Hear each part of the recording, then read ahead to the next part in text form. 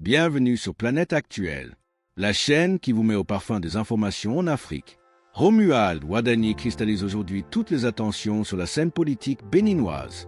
Soutenu bien au-delà de son propre camp, il suscite à la fois admiration, espoir et interrogation. Mais derrière l'image du technocrate brillant, une question essentielle se pose. A-t-il vraiment le profil pour porter le poids d'un pays comme le Bénin? Alain Adiou, avec son expérience et sa lecture politique, livre un regard profond, lucide et sans complaisance sur celui que beaucoup présentent déjà comme un homme d'avenir. Dans cette vidéo, vous allez découvrir une analyse forte qui mérite d'être écoutée jusqu'au bout. Like, abonne-toi et active la cloche de notification pour ne rien rater.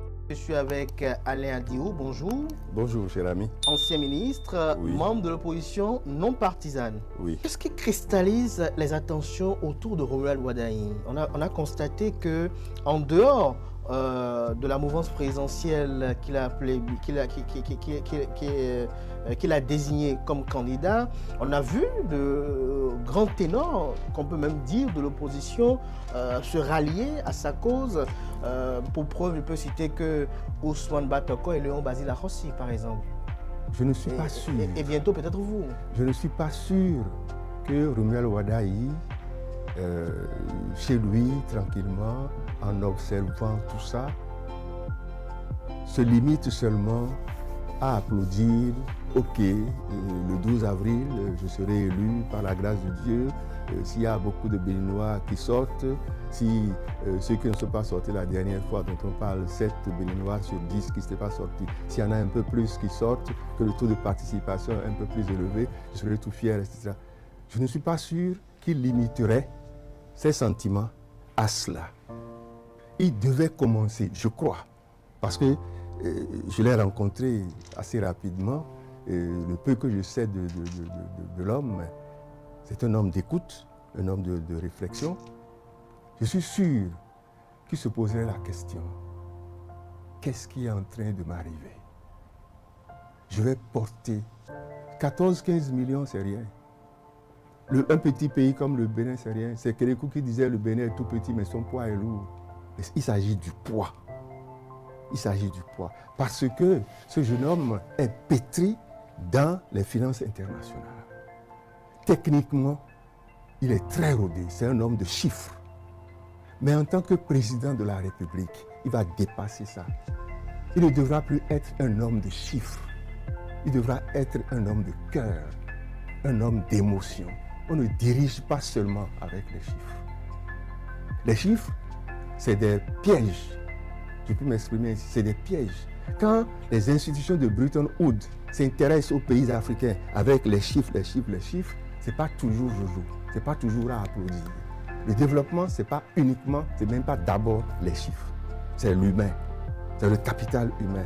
Ce sont ce que les marxistes appellent les forces productives. Les forces productives. Les réformes économiques que le président Talon a introduites sont affaiblies par ça. L'accent n'est pas mis sur les forces productives à renforcer. Ça, c'est un autre débat. En tant qu'économiste, que je pourrais le mener avec d'autres personnes si elle le veut. On le fera. Donc, je suis en train de dire que je ne suis pas certain que le futur président, parce que pour moi c'est déjà le futur président tel que les choses sont, n'est-ce pas? Vous ne voyez pas, tel que les choses vous ne sont. trouvez pas désespoir en votre ancien compagnon Paul Rumpé? Bon, ancien compagnon. Non, je ne vois pas. Pourquoi? Parce que c'est une question de personnalité. Ce que j'ai dit tout à l'heure, Paul Rumpé, que j'aime bien par ailleurs, ne pensez pas que nous sommes des adversaires. Nous avons échangé des messages il y a 10 jours à peine. D'accord?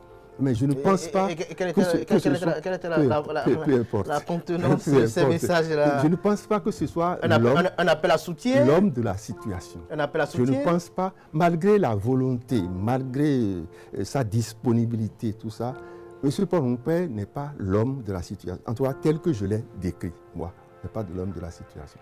Donc, si Wadani prend le pouvoir, il devra se dire, oui, je suis pétri dans les arcanes des finances internationales, mais je dois, autant que faire se peut, utiliser ça pour servir l'humain, pour servir les Béninois. C'est en cela qu'il va prolonger son prédécesseur immédiat tout en le remettant en cause pour ouvrir davantage.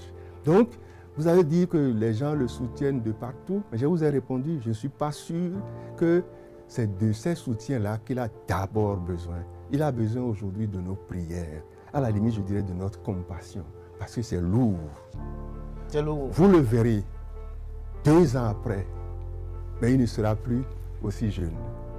Nous avons fait l'expérience avec Patrice Talon. Vous avez fait l'expérience avec d'autres. Les plis, les replis du visage, la fatigue, les cheveux, les rides, ça vient tout de suite. Parce qu'on n'endort pas. On n'endort pas. Je vous prends un petit exemple. Hein. J'ai assez souvent remplacé le ministre des Affaires étrangères quand j'étais au gouvernement. Mais le poste que moi j'occupais me permettait, si je finissais, de dormir le soir, de dormir la nuit. Le ministre des Affaires étrangères, quand il fait nuit ici chez nous, il fait jour ailleurs. D'accord? En tant que ministre des Affaires étrangères, il doit être informé de tout ce qui se passe. Et quand je le remplaçais, quand j'assurais l'intérim, c'est moi qui vivais ça.